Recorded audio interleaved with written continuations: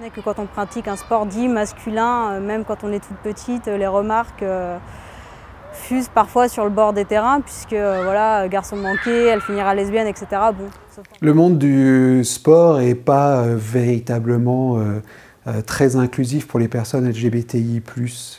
Il y a plusieurs constats qu'on peut faire. Par exemple, on voit très peu d'athlètes LGBTI qui ont fait leur coming out. Depuis Amélie Mauresmo en 2000, il y a eu seulement 12 athlètes de haut niveau en France qui ont fait leur coming out. Dans le sport, qui est très genré, il y a certaines activités qui sont réservées qu'aux femmes, comme la gymnastique rythmique, et pas aux hommes. Et il y a des représentations qui sont extrêmement normées. Depuis toute petite, je voulais faire la danse. Sauf que moi, je suis née assignée garçon à la naissance. Et lorsque j'ai fait mon coming out à l'âge de 6 ans, on m'a imposé des sports genrés masculins dans lesquels je ne me retrouvais pas. Donc j'ai pratiqué la danse jusqu'à l'âge de 6 ans, de la danse traditionnelle. Et à partir du moment où j'ai fait mon coming out en tant que personne trans, comme la danse c'est quelque chose de genré plutôt féminin, donc on me l'interdit.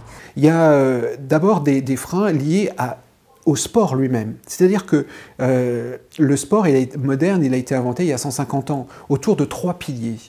La performance, la virilité et le supporterisme ou le patriotisme.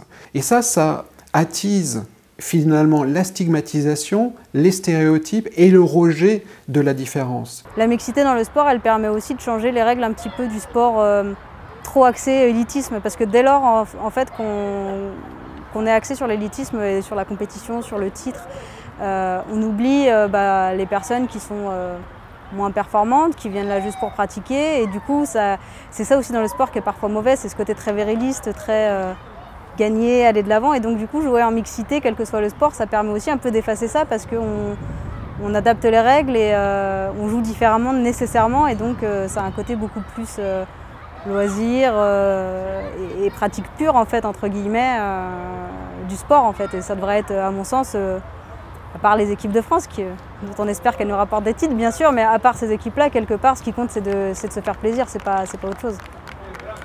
On a établi un guide de préconisation avec 17 préconisations qui vont aboutir à un label Fier Sport qui valorise les réalisations. Le label, il est construit avec un indice de respect et d'inclusion dans le sport, avec 100 questions qui permettent de mesurer chacune des préconisations qui ont été faites. Et donc on va voir d'année en année comment chaque organisation sportive progresse. Le label Fier va finalement identifier le niveau, l'indice de respect et d'inclusion des personnes LGBT dans leur organisation sportive.